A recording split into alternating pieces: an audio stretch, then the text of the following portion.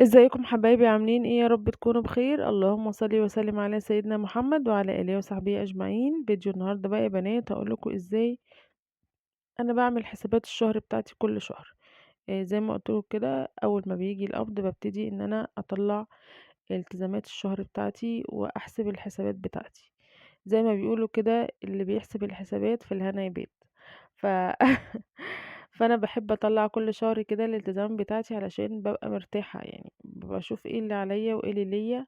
بجيب كده الكشكول بتاعي وببتدي كده اقول بسم الله. انا طبعا بكتب باليمين يا جماعة، مش شولة ولا حاجة، بس هي الكاميرا طبعا بتعكس.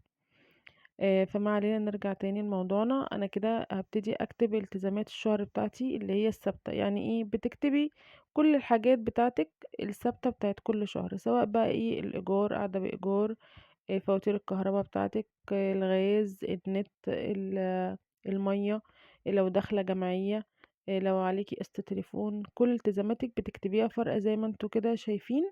وهبتدي كده اجيب ورقه فاضيه واقطعها بالشكل ده علشان ادبسها في كل مبلغ انا بطلعه.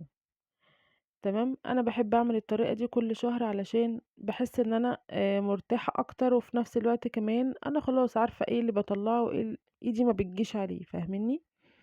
هنا طلعت اول حاجه قسط الشقه. زي ما انتوا عارفين انا قاعده في اسكان اجتماعي، فطبعا كل شهر بيدفع قسط شقه. طلعته كده اول حاجه. ماشي. وبعد كده هبتدي بقى اطلع كل بقيه الالتزامات اللي عليا. وكل حاجة انا بطلعها وبكتبها بعلم عليها زي ما انتوا شايفين بالشكل ده كده. يبقى انا ايه؟ خلصت كل حاجة. وهمشي بنفس الطريقة لحد ما اخلص كل الالتزامات اللي انا كاتباها في الورقة. ليه بقى؟ علشان الحاجات دي انتي خلاص بتكوني خرجتيها وبترتاحي، بتركنيها على جنب، وبعد كده الباقي الصوفي اللي بيفضلك بتصرفي منه، بتمشي عليه.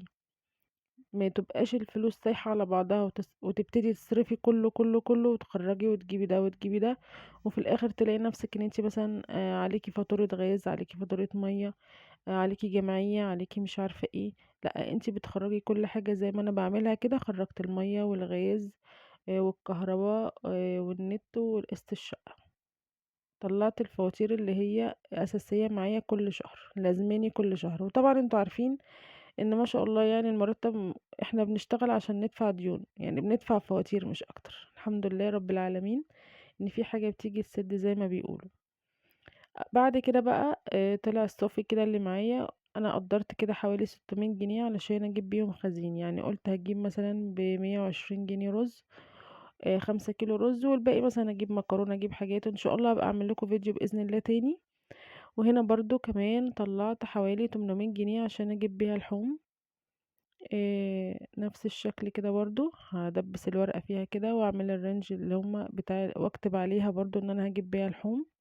والصافي بقى اللي فاضل لي ده انا بقى ايه همشي عليه. يعني ايه همشي عليه؟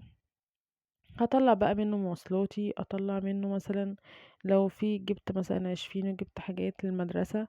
الحاجات اللي هي ايه الخفيفة بتاعت كل يوم. يعني الحاجات التقيلة انا يعتبر طلعتها كلها. بس فكل شهر انا بمشي على هذا النظام، بيريحني جدا. وحتى بصوا، لو ما فيش فلوس يبقى انتي عندك حاجة البيت ومطلعة التزاماتك، ومحدش هيجي يقولك انا ليا عندك كذا ولا الكلام ده، ولا يتراكم عليكي قسط، ولا يتراكم عليكي اي حاجة. بس فاحنا كده خرجنا كل حاجة، طلعنا التزاماتنا كلها، وطلعنا كمان الخزين واللحوم. وبرضو كل واحد على حسب يا جماعة مقدرته. في ناس بيدخل لها دخل قليل، وفي ناس لأ. فالحمد لله رب العالمين على كل شيء.